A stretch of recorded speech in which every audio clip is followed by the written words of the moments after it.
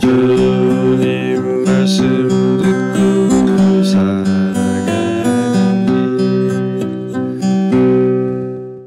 찬미 예수님.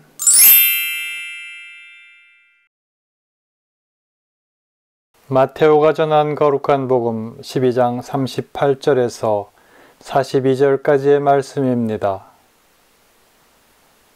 그때에 율법학자와 바리사이 몇 사람이 예수님께 말하였다.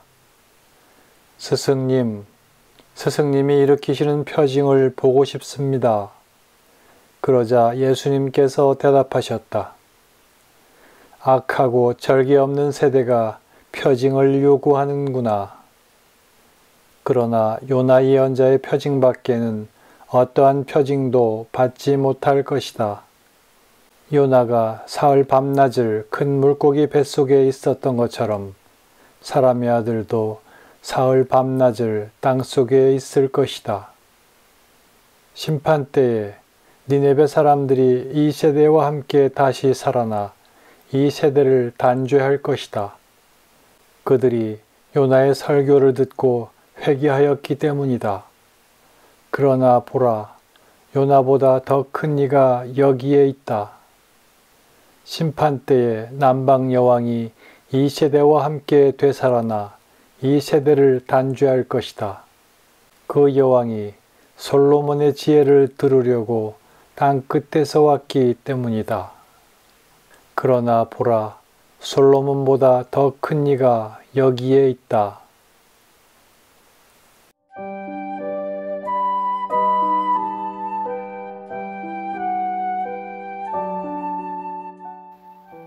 율법학자와 바리사이 몇 사람이 예수님께 표징을 보여달라고 요구합니다. 그러나 예수님께서는 그것에 응하는 대신 그들을 질책하십니다. 악하고 절개 없는 세대가 표징을 요구하는구나. 구약 성경에서 악하고 절개 없다는 표현은 하느님을 거슬러 대항하는 것을 말하는 비유로 사용됩니다. 복음서에서 예수님께서 행하신 놀라운 일을 나타낼 때 기적이나 표징이라는 용어를 사용합니다.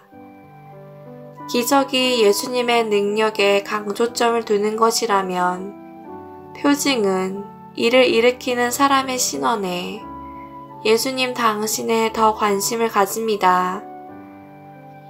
차이는 조금 있지만 기적이나 표징을 통하여 예수님께서 하느님의 아드님이시며 그리스도이시라는 사실이 드러납니다. 그렇기에 기적이나 표징은 단순히 놀라운 일이 아니라 믿음을 위한 것입니다.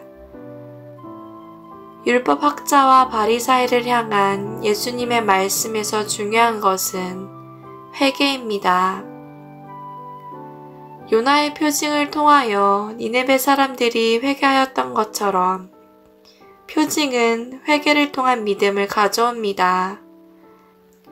그렇지만 오늘 복음에서 종교 지도자들은 단순히 놀라운 일을 보고자 예수님께 표징을 요구하는 것처럼 보입니다. 그들의 요구는 예수님을 시험하려는 것으로밖에 보이지 않습니다. 믿음이 없는 이들에게 더 이상의 표징은 필요하지 않습니다. 표징은 회개와 믿음을 위한 것이기 때문입니다. 표징은 우리에게 예수님을 드러내고 믿는 이들이 공정을 실천하고 신의를 사랑하며 겸손하게 내 하느님과 함께 걸을 수 있도록 이끌어줍니다.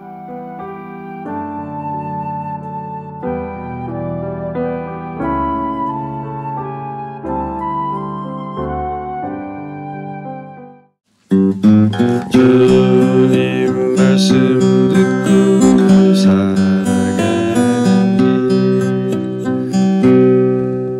요셉이 볶음밥.